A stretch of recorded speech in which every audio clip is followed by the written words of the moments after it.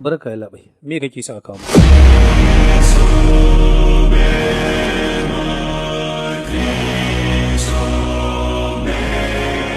Kofi. Me sukari? Kai farin sani ai.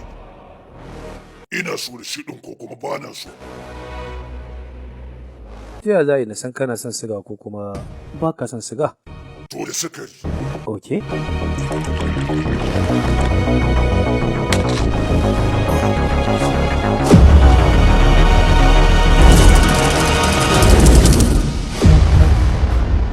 Yi haƙuri yalla. Yalla bai, guda ɗaya ko guda biyu za a sa? Wannan ma ka sani. Yalla bai, ta yaya za a yi na dinga sanin abin da yake cikin zuciyarka? Duk da kasancewa na ji kana magana da yaran Tamil ba shi ne yake nuna cewa na san ka bai yalla bai. Amma ga kwafi ɗin nan ka sa sigan da kanka. Leo.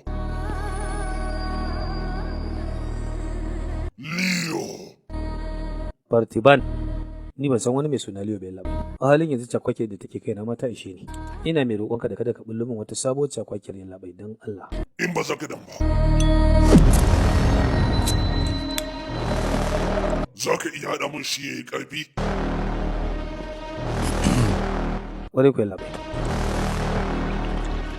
Ka san ko wannan kalan Leo? Yalla bai magana gaskiya ni din ba mai shan sigara bane kuma hasali ma kowa rinta ba na so. D/, kana amfani da ita ana kiranta da honey badger, amma ita black devil ce, 25 puffs. Ɗanɗanon da kai ne ka ƙirƙire shi. Kana son dabbobi marasa fasali ko ba ka ba?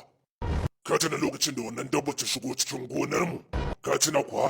Tarkon da kaɗana mace bai kama ta ba, sannan harbin da halin ya mata bai sata mata ba. Daga ƙarshe ta mutu ne daga alburushin da na harba. Ina dai tunanin ka manta. Iya kofin kake bukata yalla bai ko kana son wani abu zan koma. Kai da kanka ba kai da ciwon ka mutu bane Leo. Kai dan me kace? Ka saurare ni. Matsaloli da yawa yanzu haka suna kewaye akan kai na yalla bai. Zan yi maka bayani ta hanyar da zaka iya fuskantar ta a yanzu. Ka daina tunanin cewa ni wani ne wanda ka sani a da. Lokacin hakuri na ya riga da ya kusa ƙarewa yaro. Don haka, kada ka ɓata min lokaci. Ɗakin kwana na Mont biyu, ina so ka zo nan ka amsa cewar kai ne Leo. Yalla bai ba a shan giya a nan gurin.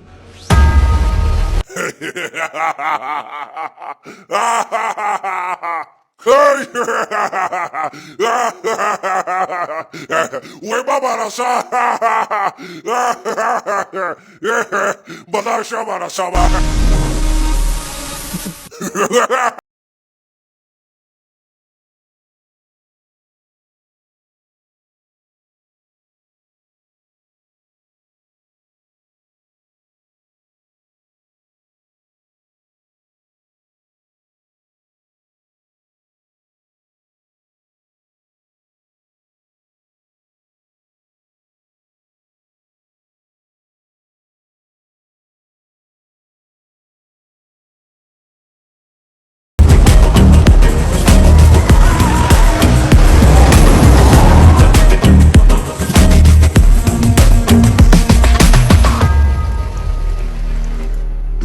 Wani abokin abokina ne da ke can Kadafa.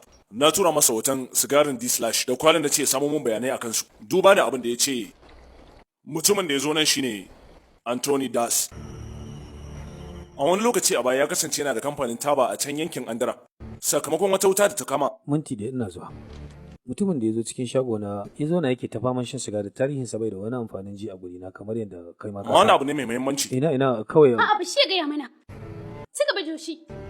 Shi Anthony Das ya kasance yana da ɗa. Leo. Ina jin ka. Leo Das. Banda sunansa ban samu ƙarin wasu bayanai ba. Ko kaɗan. Wasu rukuni sun ce yayi wani babban abu ne shine ya mutu. Sannan kuma wasu rukuni sun yarda da cewar har yanzu yana nan a raye. Zai iya raina wa mutanen wannan yankin hankali. Zai iya raina hankalin duniya. Amma ni ba zai raina min hankali ba. Ta wasu hanyoyin idan aka duba kuna matuƙar kama da shi. Na kalli cikin idanuwansa, kuma na san yadda idanuwansa suke. Na san shi ne. Farciban kai ba gidan marayu ka taso ba? Bayan nan kuma kana iya tuna wani abu da ya faru a baya? Menene? Wannan shashanci ne. Mun ba ka sako a gaba. Ka san ko yanzu kamar kana cewa mu din masu laifi ne? Farci kawai Minti ɗaya masoyi amma zo. Sai bari na bashi amsa. Joshi na fuskanci menene dalilin da yasa kake wannan tambaya. Amma wannan abu ne sananne wanda kuma kai ma ka sani bayan shekaru 20 a gidan marayu na taso kuma a nan nake. Bayan wannan lokacin sai menene ma masoyiya Muna Tracking a nan muka haɗu da ita. A nan na ganta kuma a nan na santa. A cikin kwanaki 2 ta tambaye ni shin ko zan iya aurenta? Bayan na aure ta kuma muka da wannan garin muka zauna saboda yanayin aikinta. Tun daga wannan lokacin kuma har zuwa yanzu ba ni da wani gari da ya wuce nan. Su ma ɗin daga kudanci suka zo Fartiban sun tsallake hanyoyi da yawa ta kan titi sannan suka zo garin nan domin ganin ka da kai abin da ba daidai ba dai. Komai saboda shi ya ja baya. Ina so na tsakar da shi na dawo amfani da shi. Kuma na san ta yadda zan jawo shi ya dawo duniyar. Ni fa duniya ta gabaki ɗaya karama ce Joshi, wacce gaba ɗayanta bata zarce faɗin hannuna ba. A cikin ɗan ƙaramin gidana wanda ke kewaye da ƙanƙara da bishiyoyi. Me yasa haka take faruwa da ni? Ka kuwa fuskanci abin da nake cewa? Yalla bai. Kada ka damu, na fahimta. Idan suka dawo hakan da nufin za su saka a matsala, sai mu sanar da 'yan sanda. A sa ido akan iyalinsa da kuma abokansa. Zan ji da wannan.